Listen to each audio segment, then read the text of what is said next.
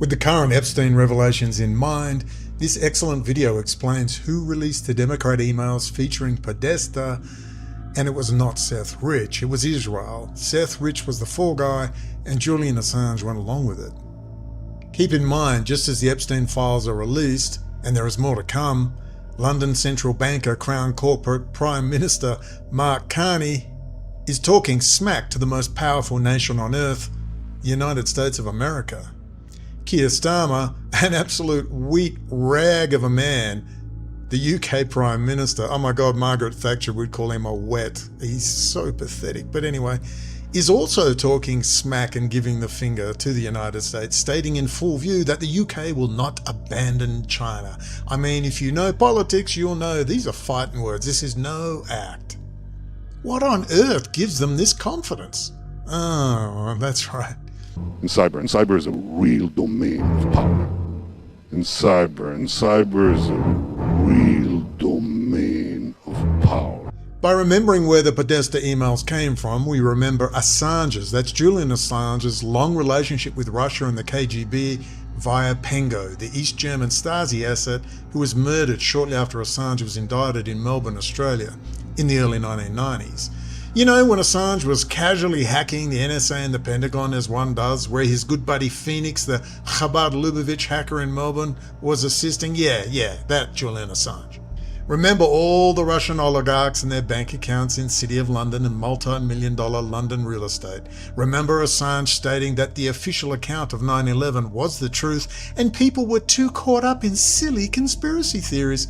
I'm sure his Russian-Israeli London banker friends were pleased with his response. There's a reason Assange and Snowden were all over the media. There's a reason. Assange's exact words were, and I quote, "I am constantly annoyed that people are distracted by false conspiracies such as 9/11 when all around we provide evidence of real conspiracies for war or mass financial fraud. Oh dear, I'm sorry Julian, some of us are quite taken in by aircraft hitting buildings and falling skyscrapers and 10,000 tons of self-evident evidence as to why and how this was done. Try the eau de Genon plan, Julian. But then you would expose your handlers, wouldn't you? Kissinger and that multipolar world order." Another quote, "We don't have any evidence of an inside job on 9/11.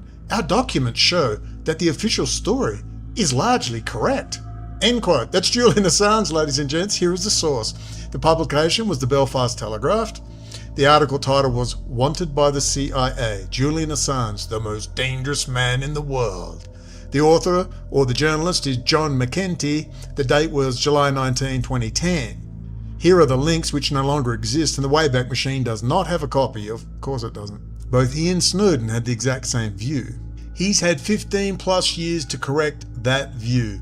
Chris Berlin, a real journalist, exposed the entire 9/11 event with the facts and figures in a book in 2007, and he never got worldwide media attention. He got a broken arm and run out of the United States to Europe, where he's kept safe and sound, just like they wanted me safe and sound in Iran. Who may have known things they didn't tell us before September 11th. Fox News correspondent Carl Cameron has details in the first of a four-part series. Since September 11th, more than 60 Israelis have been arrested or detained, either under the new Patriot anti-terrorism law or for immigration violations.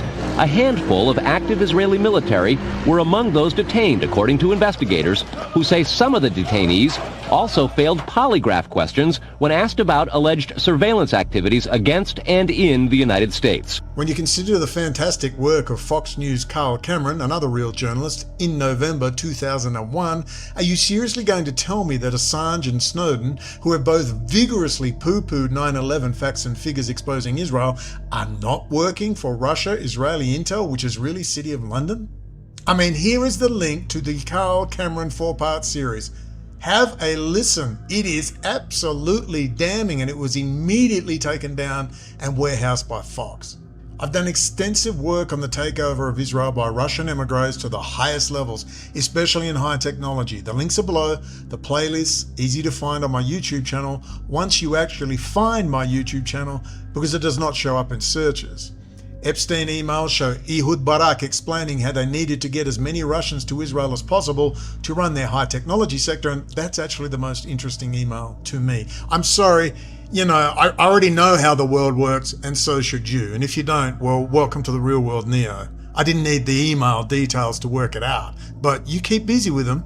A more thorough video is coming. I look forward to those Epstein emails discussing 9/11, don't you? Or how America is totally owned by high-tech Israeli companies filled with Russian GRU assets. Maybe Soros-funded Cenk or Heritage Foundation-funded Candace or Tucker will tell us all about it. One more thing, what amazes me is how casually people communicate on the highly secure Department of Defense email system called Gmail, without seemingly a care in the world. Who was monitoring and securing the emails at Google? Well, once you understand that Israel runs all this stuff, which is what I keep bleeding on about, you understand why and how they do it. And you understand the real issue beneath these issues. And no one will say a word because a $50 billion US intelligence community have to explain it. Michael Hayden, John Brennan, and Clapper are gonna have to explain how all this happened. At the beginning of this video, I will feature James Bamford, official historian of the NSA, his audiobook Spy File, released in 2019, explaining the anger from FBI, CIA, and DOJ officials at not being able to prosecute Arnold Milchan amongst other Israeli intelligence operations. We are not alone, and they want total distrust of all American institutions. Instead of destroying them or blindly criticizing, how about we free them from the infection and let those honest employees rise through the ranks and even return to their positions after being fired or leaving in disgust? Let us attend.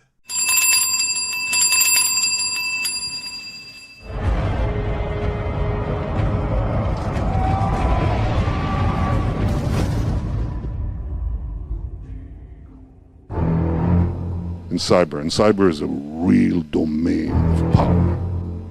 In cyber is a real domain of power. Netanyahu was the shadow ambassador in more ways than one. He also oversaw all espionage operations in the United States, including those run by LACOM, as well as its agents posing as science attachés in his Washington embassy and the consulates in New York and Los Angeles. Over the next 2 years, there was a quiet battle between CIA, FBI, Customs, and the Los Angeles U.S. Attorney's Office on one side, all of whom wanted Milchan to face justice for the Krytron smuggling operation. On the other side was Israel, which was greatly concerned with Milchan's past unraveling in a U.S. court of law. Okay, we are away, ladies and gentlemen. The date is the December 2023. It's 4:36 p.m. Monday, December the 4th. Okay, let's get moving. Wow. Roger Stone, admissions that he met with a member of Unit 8200. I knew he'd met with Israel through Jerome Corsi, but I didn't realize it was a Unit 8200. Excuse my French, fluent French. Yes, a literal member of Unit 8200. We're going to watch this little bit of James Bamford. We're going to talk about the Ukraine war. We're going to talk about a few things. We're going to tidy up a few things, and we will see how we go from there. All right, but first, anyway, let us attend.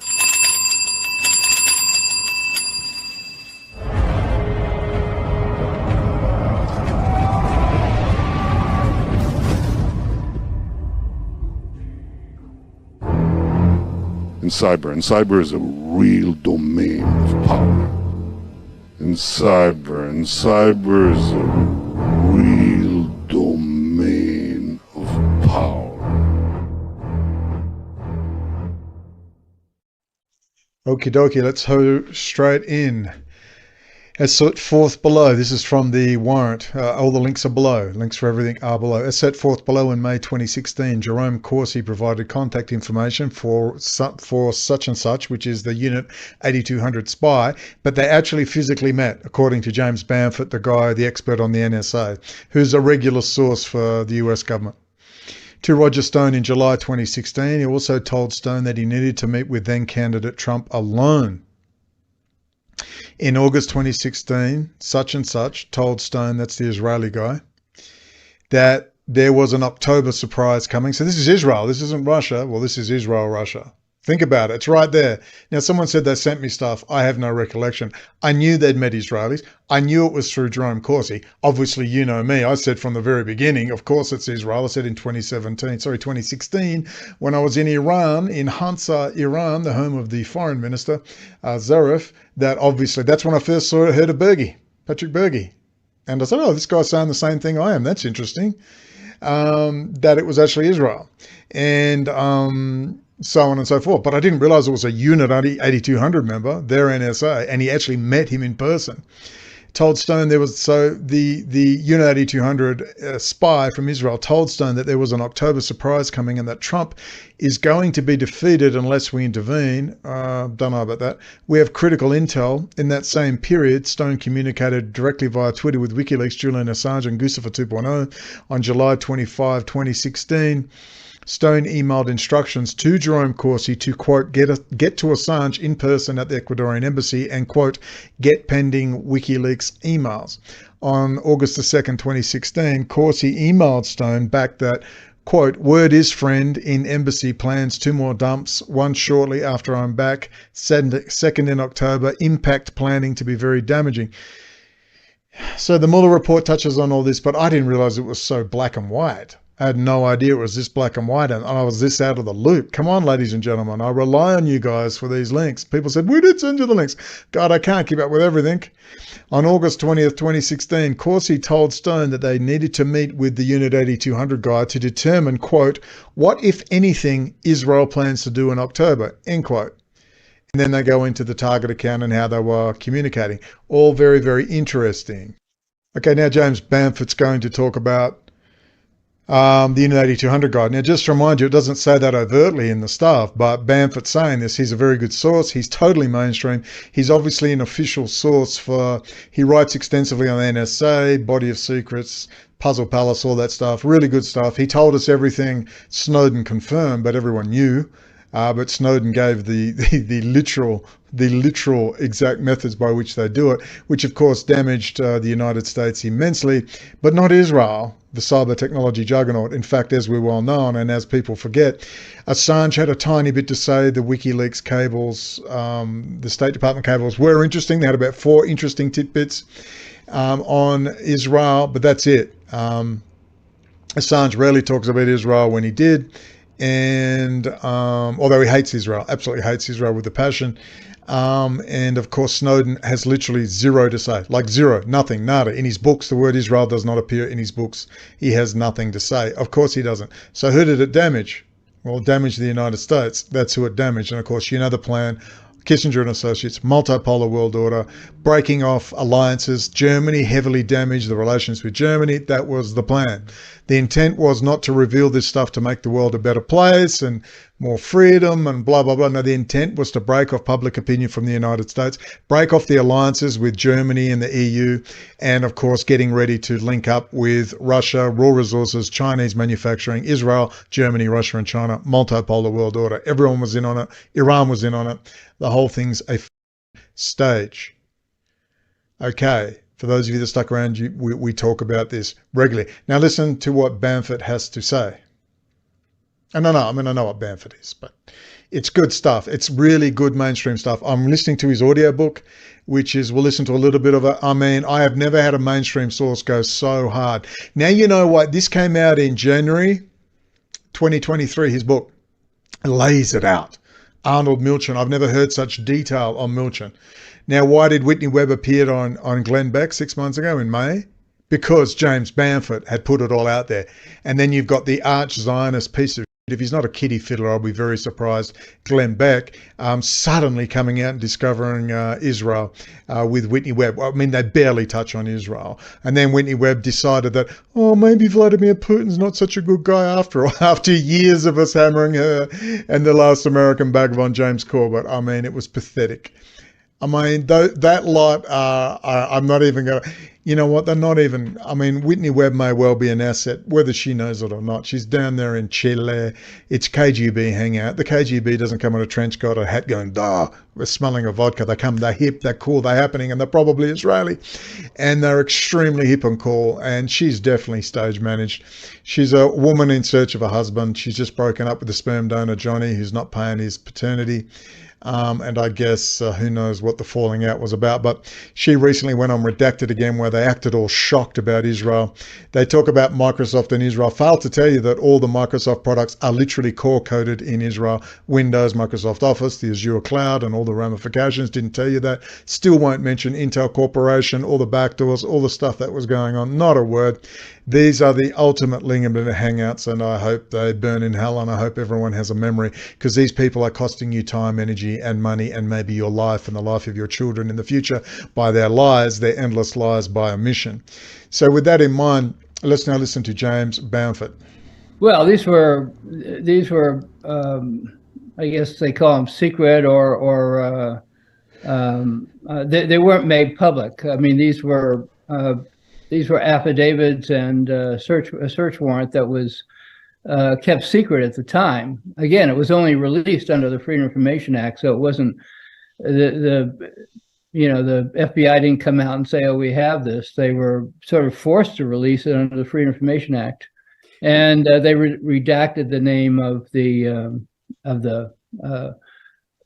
particular individual that came over, the secret agent. They took his name out of it. It's redacted, but those were the document. Those were that was the information they were after. They were after that person's communications. They went to Google and so forth to try to get his emails and so forth. So it was a very serious investigation.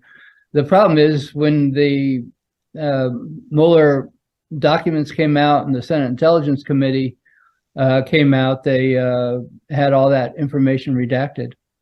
Do you know if that was a Senate Intelligence Committee decision or an FBI or Justice Department decision? No, it was. I would assume it was the Senate Intelligence Committee's decision. The FBI or the administration or whatever may have had some say in it, but it was certainly the decision of the Intelligence Committee. So, in other words, the entire U.S. government wanted to keep this under wraps, and the only way it came out was through a search warrant. But this was one search warrant, one affidavit. Presumably the government has a great deal more information. So I just read to you. Because if they found out that there was this agent who was sent by Prime Minister Netanyahu, and the documents actually say PM numerous times in there, and the FBI writes PM stands for the Prime Minister, Benjamin Netanyahu. And so what did Israel provide to the Trump for President campaign? I mean, this is so profound, and it's said so casually. They told you Russia did all this. It's Israel. Now, I said it back in 2016, December. That's when I first saw Berge. I remember I was sitting at that table. I can show you exactly where I was in Iran before we go any further. Just out of curiosity, this is the voice of Ziba Lashkari. This is the Homayun T. Lashkari, David Lashkari. His father was friends with the then President Rafsanjani. And here's Ziba Lashkari's voice. This is his sister who runs back and forth to Switzerland, where her son is in Swiss banking.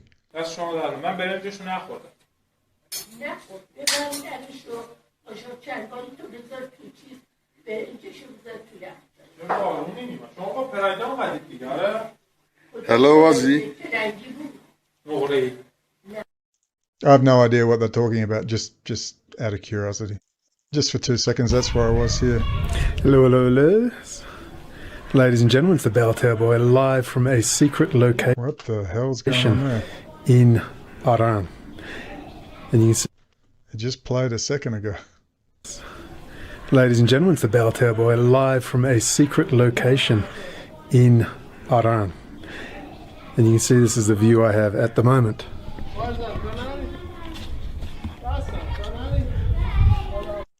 Yeah, it looks pretty crappy there.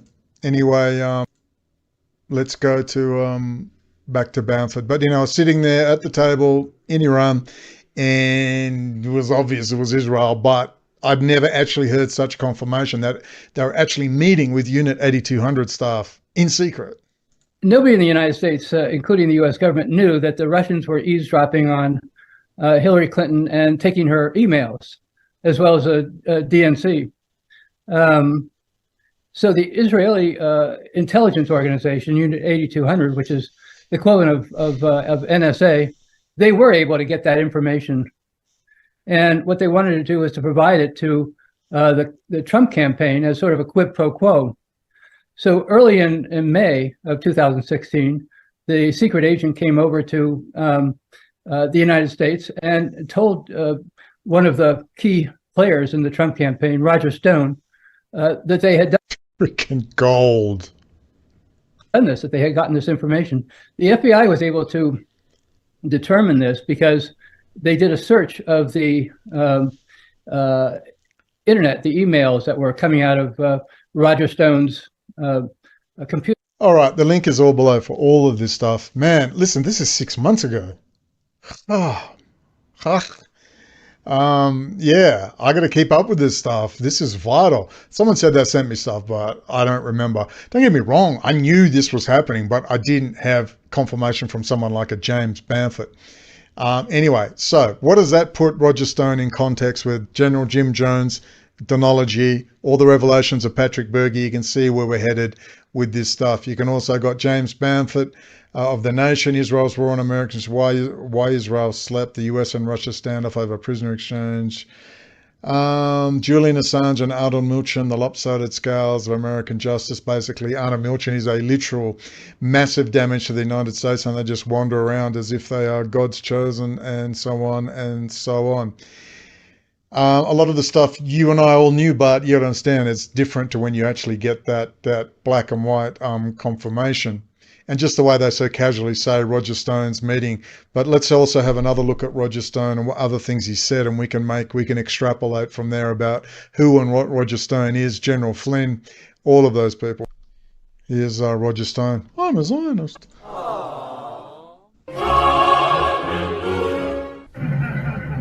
Appreciate you. Thank you very much. So hopefully we have this today, right? We shall see. We shall see. We're hoping so. This is my Jewish brother. Excellent. Dr. Roger Stone. How are you? Going to excellent. Said this is my Jewish brother. There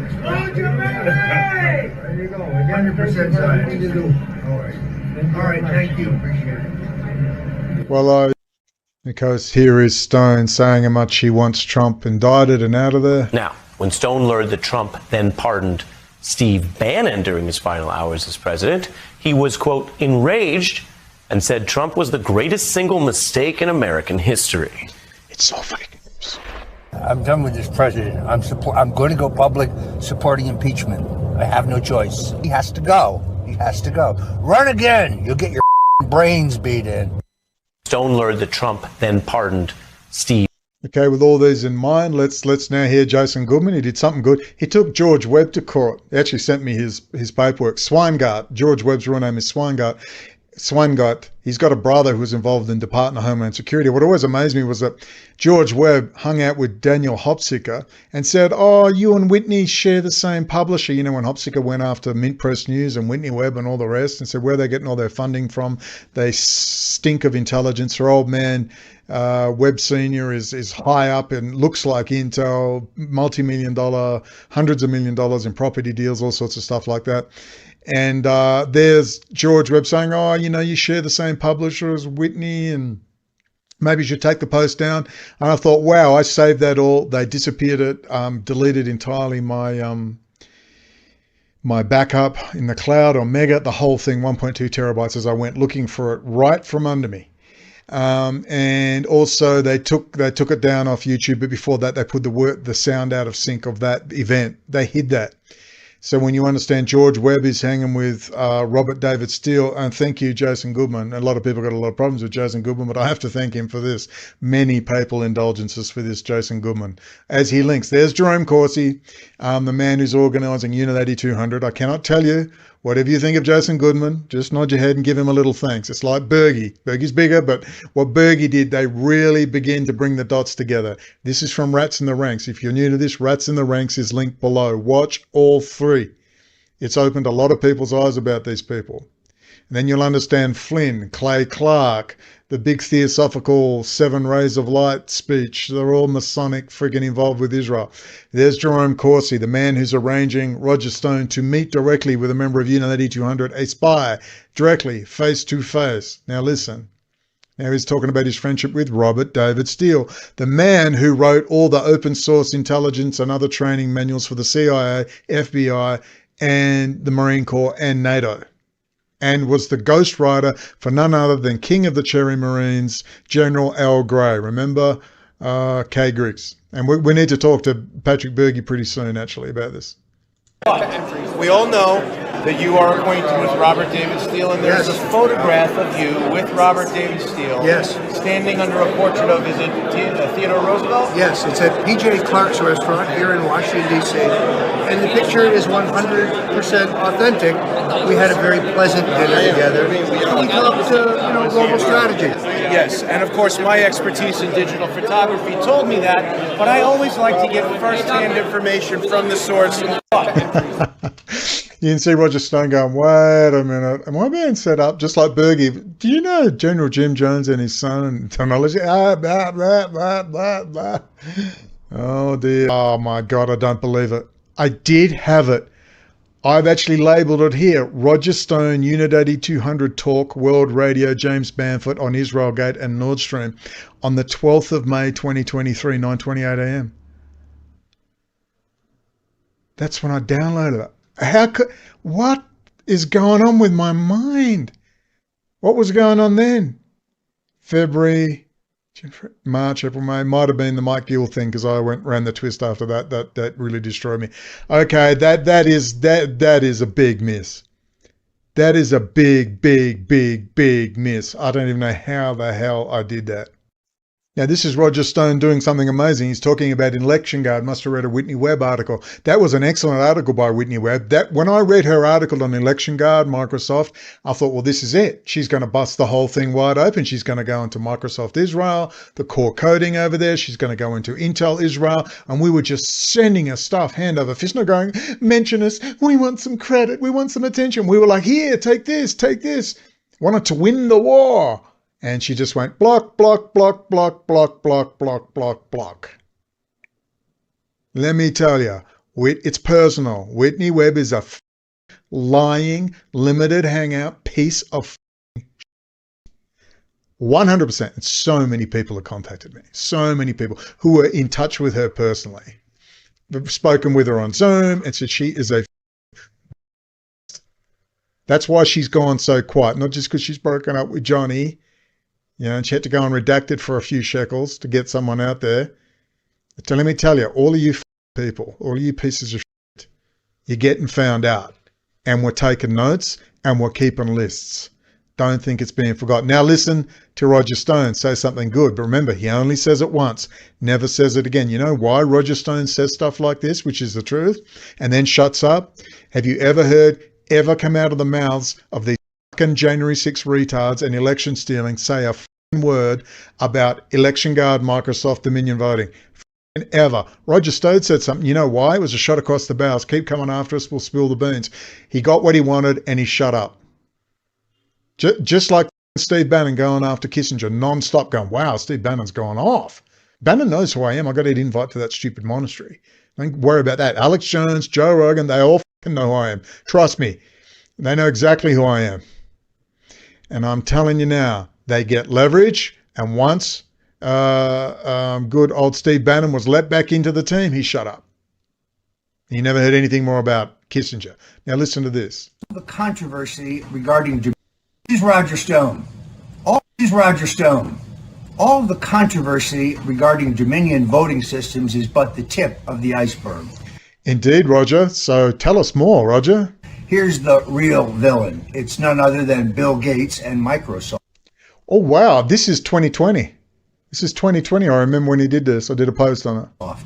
You see, Microsoft designed a software called Election Guard that's being used by Dominion, as well as Election Services, Heart InterCivic, Clean Ballot, Election Systems and Hardware, B-Pro, and Smartmatic. In other words, 100% of the voting machines and voting systems in this country are using the same software that Dominion has been caught using to switch votes. The denial by the mainstream media that there's any evidence whatsoever is ludicrous. The evidence is overwhelming and compelling. Whether Sidney Powell, a fine attorney who isn't given... Fine attorney. She's a laughingstock. You know, we had a paralegal read the thing and she said, have you read her paperwork? She said, if I took that to my boss, I would be fired on the spot. It was stuff like a Venezuelan special forces soldier met a guy who knew a guy who was present in the Venezuelan government building when they were organizing with the communist Chinese to take over America. I mean, it was insane. The whole thing was insane. It was a setup. Did they get over $100 million in money? Where did the money go? Where did the money go? Is somebody going to ask these simple questions about that clown show? To making claims she can't back up in court, can bring a case without the cooperation of the... The word election guard does not appear in any of that clown Sidney Powell's paperwork, because you know what? General Michael Flynn made sure of that. Central Intelligence Agency and the FBI to come clean remains to be seen. Roger Stone. Got some more good stuff. This is a post by Patrick. Much better ideas, talking about Matt Gaetz and Matt Taibbi. I'll show you the video. I posted it earlier, but I don't know who these people are. Look, the Twitter 8 files, I got to be honest, I was completely disinterested because it's like, well, ladies and gentlemen, what? You didn't know they were running all this stuff? You didn't know? I was busy screaming about critical infrastructure. So just remember this, now as it's all coming out in the controlled release and it's everywhere, what aren't they talking about? What are they not talking about? Anyway, Matt Taibbi, let me get him up because I never knew who these people were. I've had to go look them up, and we'll talk with Patrick about this stuff. We'll go over this material again with him very shortly, but a nice quick 50 minutes, boom, boom, boom, solid one. By the way, that last one, the 2-hour one, was actually 3. I just thought after 2 hours, oh, okay, that's enough. Okay, let's go down. This is Spyfire, the James Bamford book, Spyfire. Oh, you must get this book. I'm telling you now, I'm a third of the way through. I've got to finish it. I've got it on 1.5 times speed. You've got it. Now listen to this. This is the Twitter file stuff. I don't even know who. Bergie sent me this. Hello. We've seen misinformation spread on all sides. So I think that what you're hearing from us is a general call that everybody needs to just calm down and remember that this country's greatness is really founded on that protection for that kind of... So Michael Seligman appears in House Weapon. This is obviously damning, obviously.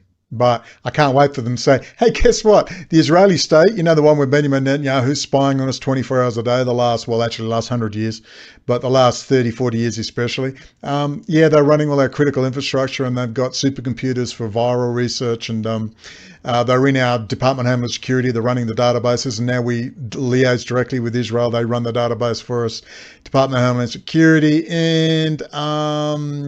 yeah, the NSA, the 2IC, and their Hasidim raving lunatic pieces of are the 2IC at the NSA, and basically, yes, they're completely penetrated, infiltrated, and taken over our critical, and we're f***ed. And that's what the fight you see going on right now. That's why Netanyahu isn't arrested. That's why Roger Stone isn't arrested, because he's keeping his mouth shut. Maybe they'll all end up dead. Who can say? That would be a f***ing tragedy. That protection of speech that we all might consider to be hateful. So, I mean, you be the judge on all this now. What do you think? What's happening? Twitter Files co-author Michael Schellenberger telling that House committee that the government's close ties with social media companies could be a violation of Americans' free speech rights. He made numerous accusations against the government's role in censorship online, including using military contractors to employ disinformation. Using military contractors against Americans on social media after former President Trump's election. Schellenberger told the House Weaponization, are they going to mention General Jim Jones Jr., Roger Stone, General Michael Flynn?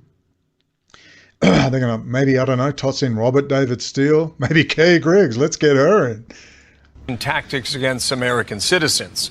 If he's right, this runs deep. Michael Schellenberger is with me now. Sir, good morning to you. You're a Californian, but now you're in Washington, D.C. after the hearing yesterday. I thought you said two things that were really interesting.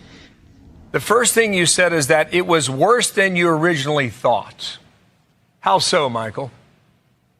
It's good to be with you, Bill. Well, it's worse in the sense that the censorship was just one part of what we saw happening both by UK and US so-called former military contractors, but also currently employed, including somebody that was working for the Navy. Remember, private contractors, no oversight. Remember in video 39 of Family Civil War, I showed that, we'll show that extract again. All fabrication plants. It's all going to move south, organic. It's a civil war, but it's in slow motion. It's going to be an osmotic, organic movement south, where you're going to get a lot of, you're not going to hear the word banker. People are going to go, what's a banker? They're going to know about Maoists. They're going to know about commies. They're going to know about libtards. They're going to know about Hillary and Obama and the spirit cooking bunker. But you're not going to hear the word army intelligence, bankers, Israel, Unit 8200, Telpiot program.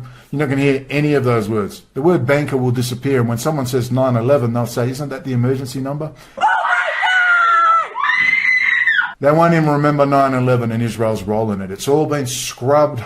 It's all been scrubbed and suppressed. Now we talk libtards and Maoists and commies and trannies and drag queen story time. This is the distraction. Let's now watch this 3-minute extract from the great movie State of Play. And if you want a copy of it, you know, I don't know, email me. Maybe you can find, I'll tell you where to go to buy it. It's a great movie, State of Play. Watch as he talks to an insider from Point Corps, private intelligence. Listen. So what's your understanding of the Point Corps MO? Their MO? They do whatever the hell they want. These soldiers are answerable to no one. They're loyal to nothing but a paycheck. It's the Muslim terror gold rush. You've been watching these hearings? Yeah. So the head of the committee there, Stephen Collins. No, he's finished. They'll just keep knocking him down until he goes away. Do you have any idea what he's threatening here? This is $30 or $40 billion annually. That's wrath of God money.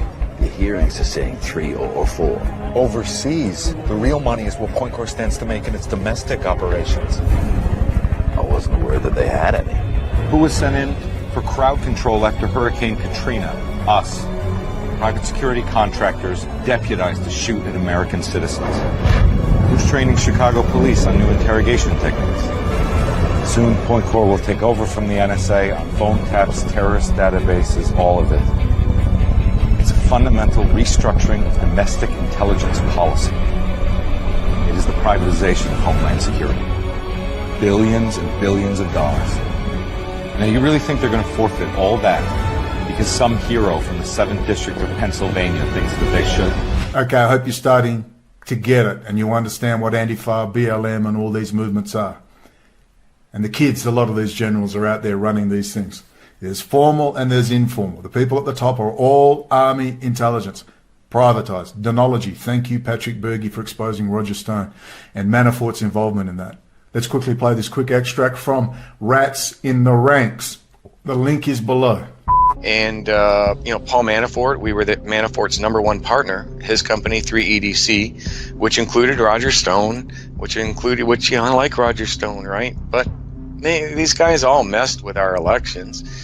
Photograph of you with Robert David Steele. Yes. Standing under a portrait of, is it Theodore Roosevelt? Yes, it's at P.J. Clark's restaurant here in Washington, D.C. And the picture is 100% authentic. We had a very pleasant dinner together. And we talked, global strategy. Patrick Berge exposed something very, very, very important with that Shadowgate. It wasn't as deep as I'd like. But now do you understand Robert David Steele hanging out with Roger Stone at that restaurant talking grand strategy, exposed by Jason Goodman? It's all in Rats in the Ranks.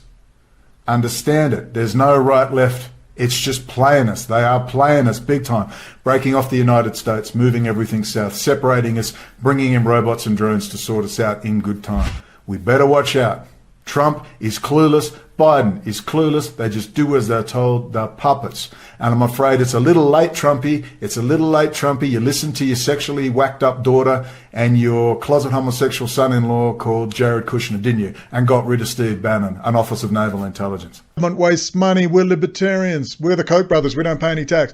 But yeah, we want no government. We want transnational East India Trading Company to take over. Yeah, great idea. No, I want a strong government. All right, I want a government I have a say in. And for America, if you're going to be a world power, I want a say in it too. Thanks very much. It affects me. It affects everybody on this planet. You understand the privatization push. And then they charge 10 times more than government ever charges, like SpaceX, Elon Musk, that fraud, privatizing NASA virtually. In 2020, when they created something called the Cyber Threat Intelligence League, supposedly of volunteers, but many of these people were working actively for the Department of Homeland Security. Not you, George Webb, by chance, Swinegert? We also saw people from the FBI working with social media companies to censor Americans. But what we discovered was basically a handbook that they had created to use psychological operations and disinformation tactics against the American people. These are tactics that have been developed abroad by the U.S. military and U.S. allies. So this is Berge, literally. This is Berge stuff, without naming his name. See them turned against the American people, really in reaction to... It's Shadowgate. ...to the Trump election in 2016. There was the sense in which Trump was elected because of social media. And these individuals potentially... What are you talking about? General Jim Jones is involved. SCL Group, Cambridge Analytica, City of London, via NATO. With support directly from the government, were engaged in using these tactics in order to change the conversation online and engage in mass censorship, which is what we saw with the Twitter files, the Facebook files, and of course is now part of the Missouri versus Biden case that's headed to the Supreme Court. Okay, so yesterday, Dan Goldman's a Democratic congressman from Manhattan in New York. And you guys got into it. And I really think like the touchstone piece of this entire story really was the Hunter Biden laptop in October of 2020. You brought that up. Here was the exchange for our viewers to watch now. Are you suggesting the New York Post could participate in a conspiracy to construct the contents of the Hunter Biden laptop? No, sir. The problem is that hard drives can be manipulated by Rudy Giuliani or Russia. But what's the evidence that happened? Well, there is actual evidence of it, but the point is it's There's not no the evidence for it, so you're engaging in a conspiracy. I'm glad you...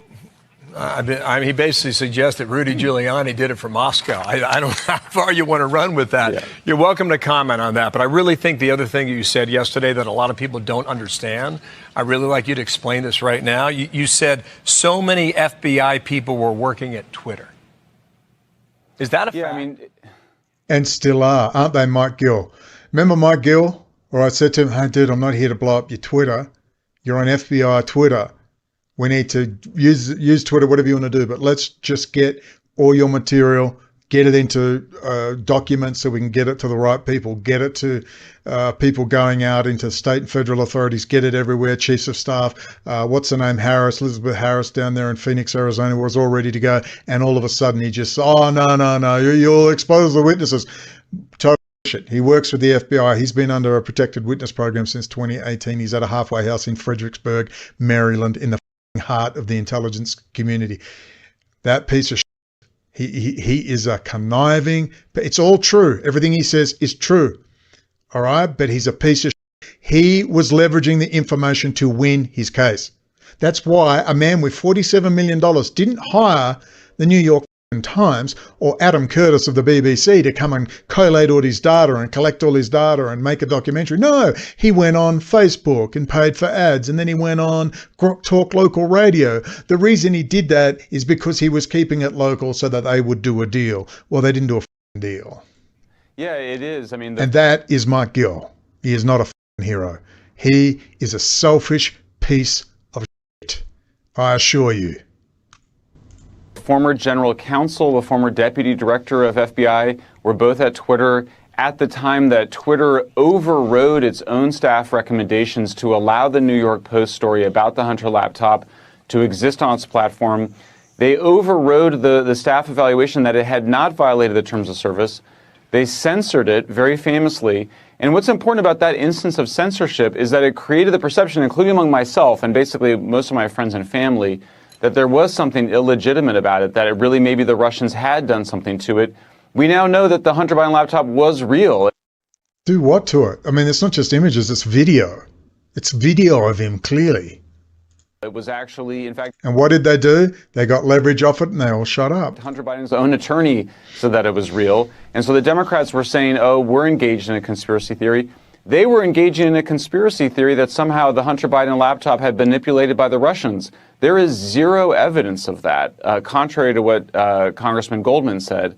And I think this is very important because basically what we saw was an effort by existing FBI agents and former FBI officials to spread disinformation about the Hunter Biden laptop and suggest to the American people, say outright to the American people, that it was a Russian hack and leak operation. And of course, President Biden repeated that in the debates. And I think many of us were fooled by that. And that's what's so scary about it is that that was coming directly from U.S. intelligence officials and so-called former intelligence officials. Two things on that. We may see Hunter Biden in a public hearing sometime in 2024. The other thing we need to bring you back on is how we as Americans are to interpret social media in our lives during another election year. Important stuff. Michael, thanks for coming back. Yes, all very, very interesting. Now, Matt Taibbi. So that's basically what you've got there is Patrick Berge. But they won't name him. They won't have him on. They won't talk to him. They dump Shadowgate out of the things. Sure as ain't going to talk to me. Because the big one, the biggest espionage case in history, go and watch Tinker Tailor Soldier Spy. Great movie, great series, all based on real events. This dwarfs by 1,000 times how big this is. And it was right in front of everyone. And the lower end of the intelligence community, state and federal authorities have been complaining for decade after decade after decade, and they've been transferred, threatened, killed, fired, intimidated. Their time is coming now. Now their time is coming. Before I go on, a big hoo-ha about Matt Gaetz and Matt Gaetz, Ginger Gaetz, and yours truly, and a friendship with Roger Stone, as Pat Berge says here. Much better idea is to have a journalist testify about the weaponization of social media by our government than an Afghani veteran whistleblower who worked 8 years for a small company owned by Obama's national security advisor, NATO head of, which is General Jim Jones, whom Paul Manafort was our partner.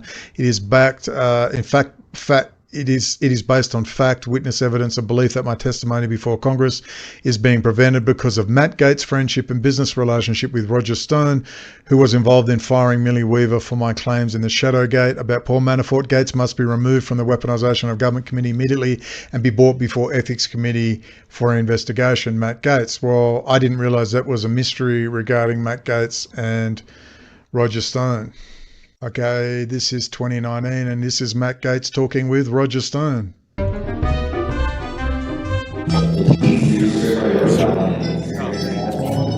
no, I'm well on the trial. Well, we shall see. I won't fold, that you can bet. They already tried that. Huh? And the boss still has The boss still has a very favorable view. He sends that message from time to time. He knows. It would have been easy to make this go away, but I couldn't live with myself. I'll go down hard though. I'll fight it right to the bitter end. Yeah, but I don't think it's going to go down at all. Well, we'll see. We're 3 weeks from trial. Yeah. So there they are. There, this is the actual recording. There's the video. I may have to appeal to the big man because it's the District of Columbia. We surveyed 120 jurors. 90 of them know who I am. They hate my guts. Voluntarily. How did they survey 120 jurors? How'd they get the jurors now? That's the jury pool? That is pure gangster. No, so it's. But they're going to do you because you're not going to have a defense. Correct. Because you need a scalp to justify. Correct. Correct. So if I need a pardon, I'm going to be counting on you and dozens of others. So remember, Roger Stone, General Jim Jones, General Flynn, Sidney Powell, meeting with Unit 8200, Jerome Corsi organised, Israeli spies, Benjamin Netanyahu, Roger Stone. I'm a Zionist, 100%. And now Matt Gaetz. What does that tell you about Matt Gaetz? Piece of shit, line him up and shoot him. I say that sincerely. You need some examples, America. You need some examples. This has gone on long enough. Look what they did to Joe McCarthy. Look what they did to him. hero. Can't wait for his beatification. Senator Joe McCarthy, legend. I can't wait for the Oppenheimer, this time McCarthy, for a bit of rehabilitation, don't you think? You know, I promised I'd stop swearing, but as someone on my Patreon said, I got to be me. I just seethe at the ridiculous circus we have before us, which has become normal, particularly you Americans. It's normal. Yeah, Israel runs their foreign policy and a lot of our domestic policy. Yeah, they run all our critical infrastructure. What are you going to do? I mean, what the is wrong with you Americans? I would be up in arms. I would be just full-time doing this. Well, ditching about like a bunch of pussies. You know, we need someone from Special Operations Command to get down there with Patrick Berge. And these are my words, not Patrick Berge's, my words. But Patrick said, yeah, he would get out on the street and do flyers and hit the Trump rallies if he had a cameraman, and, you know, probably a little protection wouldn't hurt. Maybe we need someone from Special Operations Command to organise a bit of help. Let's see if we can't do that. Since there are many, many recording devices around. There are indeed, Matt. No, I haven't feel the permission to speak freely about the work I've already done on that subject. I don't think the big guy can let you know. This is so fucked. Oh, there's Matt Gaetz. What a little rat. Look at him. Oh, the Lincoln Project. So which side do you want to go on? The Lincoln Project? A bunch of pedophiles? I mean, where are you going to go? So just take it all, let them rat each other out, and you're going to have to take the info and come on, America. Come on, America. But anyway, you can see you only get cross-promoted when you're one of fucking them. That's what we do know. Is that right, Millie Weaver? Charles Johnson, thank you to everyone for the links. What else have we got to go? Matt Thebe. I didn't even know who he was. I know who he is now. Let's get that up. Okay, many of you have seen this, but let's watch it again. This was from when? 4 days ago. Thank you, Chairman Jordan, Ranking Member Plaskett, and members of the committee for giving us the opportunity to speak today. Exactly 1 year ago today, I had my first look at the documents that came to be known as the Twitter files. We've learned a lot since then. When Michael and I testified before, I just worry that a lot of these revelations, it's just demoralizing America and working for Israel and Russia. That's why the truth just has to come out now. The whole story, the narrative that we have given for how long now? Since 2018. 2018. Who do you vote for? Well, you vote for Trump. Vote for Trump. For the good people of this committee in March, we both vote for the chemo. Talked about how this isn't a partisan issue at all, despite the fact that it's been repeatedly described as a right-wing conspiracy theory or a right-wing fantasy. We found evidence of suppression of movements on both sides, including leftist movements like the Yellow Vests, parties like the Green Party, organizations like Consortium Magazine. Just this week, Michael and I reported on the group that he talked about, the CTI League, and in those documents we found evidence of monitoring groups like the Democratic Socialists of America, hashtags like Healthcare for All. What are you going to do, steal their bongs? The nature of censorship programs is that they tend to expand in all directions, and these yes, very true, and that's the worry. Programs already have. As someone who Ashley Babbitt in the background, I didn't even notice it. Wow. Voted for Democrats his whole life and who got his ideas about speech issues from people like Senator Frank Church, Paul Wellstone, and Dennis Kucinich. I believe also that there's a less obvious but more important reason that people across the spectrum should care about this issue. And the former executive director of the ACLU, Ira Glasser, once explained to a group of students why he didn't support hate speech codes on campuses. The problem, he said, wasn't the speech. The problem was, quote, who gets to decide what's hateful? Who gets to decide what to ban? Because, quote, most of the time, it ain't you.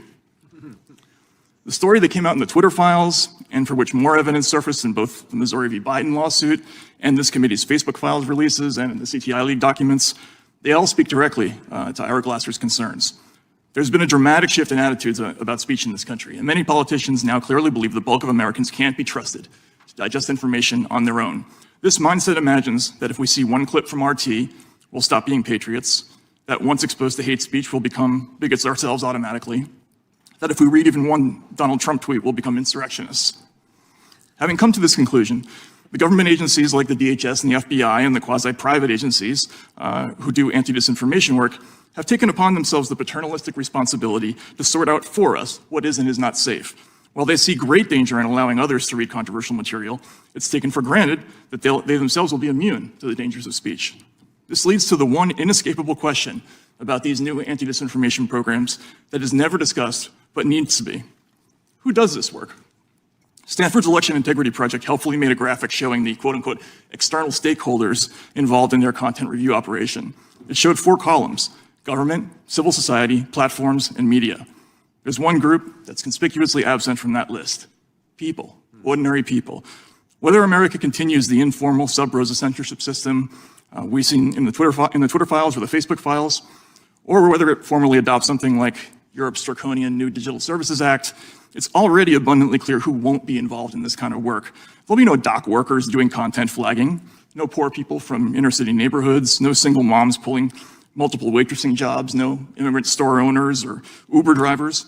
These programs. And Heinz Kissinger would say, rightly so. We have our young princes and princesses, our suitable people, our managerial class, as Plato would say. Why the f would you stay out of politics, all right? Let us experts from Harvard and Princeton and Unit 8200 and the Telpiot program run things for you in the City of London, you peasant. This is what America was invented for. This. Programs will always feature a time. Imagine the amount of people who have fought and died and bled and wept for their loved ones and rotted in camps and rotted in jails. And everyone's just sitting around like a f***ing loser. It's pathetic. Thank God my little Patreon, the people that keep me going there. And I'll show you stuff later, ladies and gents. Tiny, rarefied sliver of affluent professional class Americans censoring a huge and ever-expanding pool of everyone else.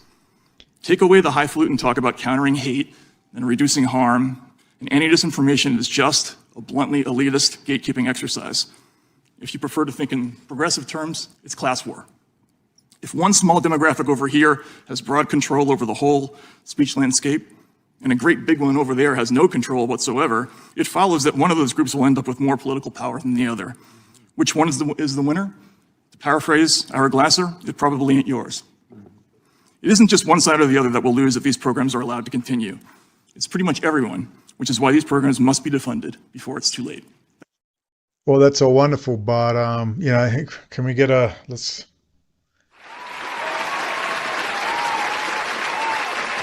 Silence. Got this crowd trained up good, as well trained as Whitney Webb. I'm watching a lot of Andrew Tate. I know how to treat my bitches.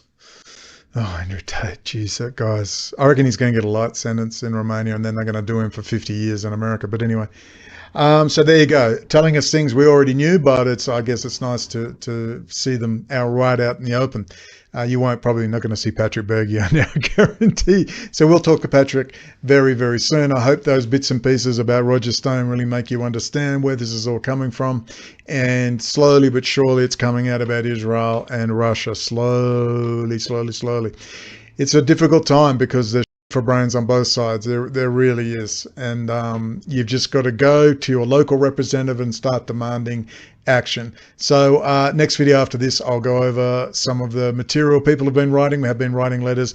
I've done a speech. I'll read that speech. That's going to be read. It's 7.5 minutes, but it can only be 5.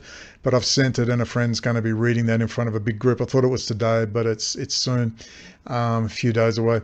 And he's a political player, probably tapped for federal politics eventually, definitely.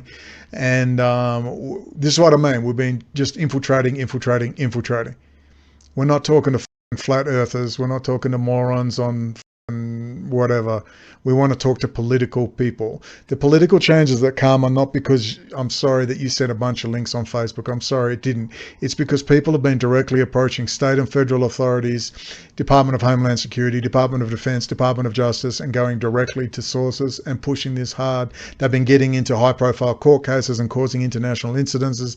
They've been traveling all over. They've been running and talking with the Arab media, with people like Sufyan, so on and so forth. That is what is going to change things. Those are the things that have changed things.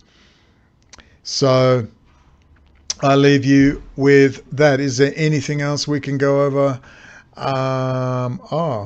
No, that's about it. The links are all below for the documents and so on and so forth. Please watch Ranks in the Ranks if you're not familiar with this. The Roger Stone, the Robert David Seal, the links in with the Cherry Marine, General Al Gray, the King as exposed by Kay Griggs, the most evil man she's ever met. All the clandestine operations, particularly with Israel.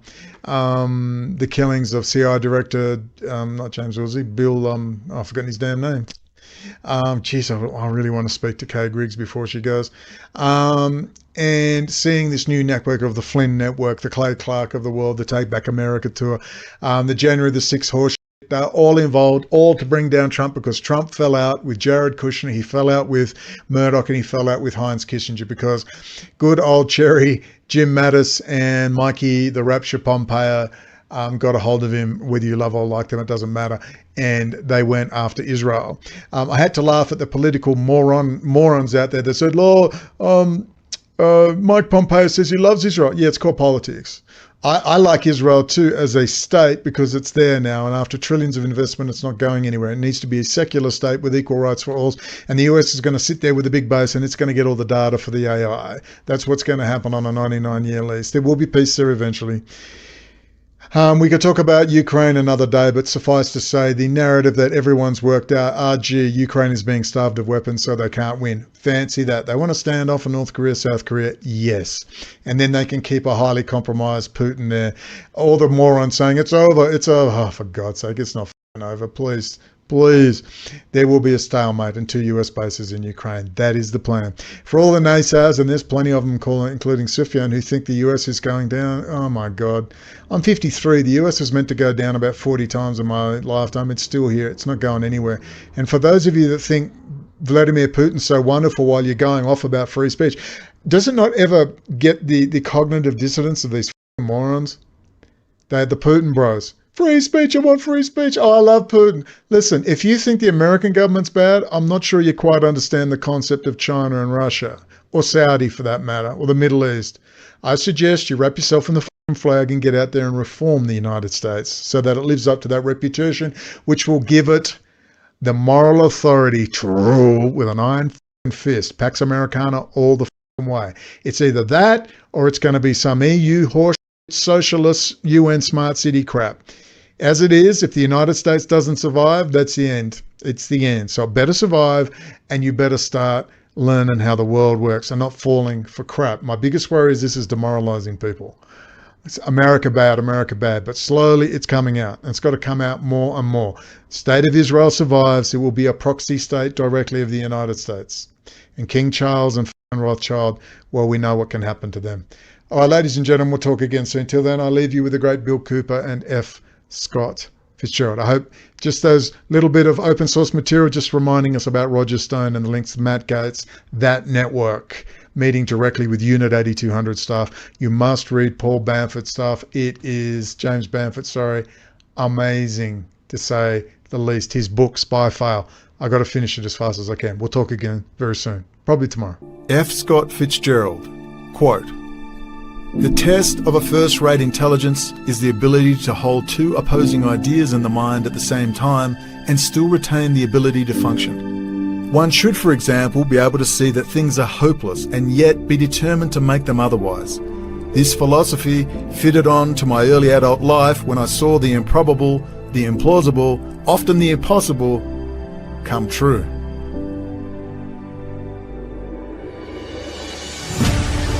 What is our common bond truly? Freedom. Freedom. Without freedom, you can't be a Christian no matter what denomination you belong to. You can't be a Buddhist. You can't own a donut shop. You can't drive from here to Oregon. You can't be an American, because that's what it's all about, and it's the only thing that it's all about, nothing else. Nothing else. It's about freedom.